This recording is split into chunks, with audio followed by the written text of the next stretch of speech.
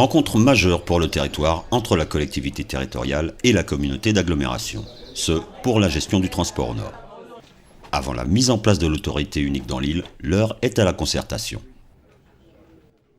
Il faut qu'on regarde l'articulation qu'on fera avec le projet que nous avons, puisque comme tout le monde le sait, il est prévu une autorité organisatrice de transport unique autour d'un périmètre unique de transport.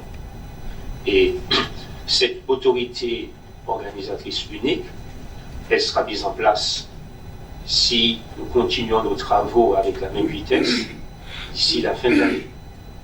Pour ce faire, cette action demande une certaine cohérence.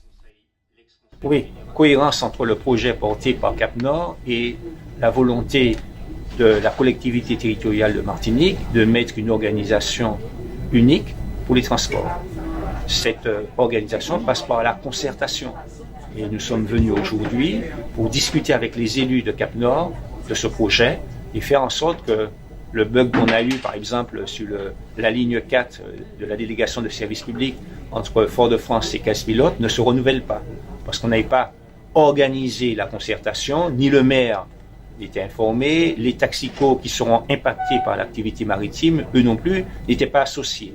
Donc pour éviter ces situations, nous organisons la concertation et nous espérons rapidement qu'il y aura une délibération concordante qui sera prise. On a eu aujourd'hui l'assurance, mais le conseil communautaire doit se réunir pour qu'il y ait une délibération de manière à ce que nous, CTM, on puisse mettre en place l'établissement public de transport. À la clé de cette démarche, la délégation de gestion du transport au nord, avec entre autres une étude, celle du développement de la desserte maritime, notamment à Saint-Pierre. Le nord est en souffrance et nous avons un projet de développement économique pour ce nord-là qui ne peut se réaliser que s'il y a un transport organisé.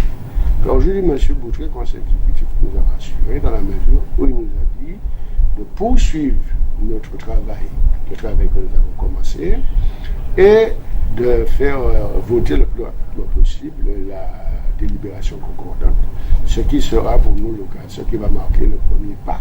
Et c'est l'avancée que nous souhaitons, puisque comme vous le savez, le président de Cap Nord souhaite que ce problème de transport soit résolu le plus rapidement possible.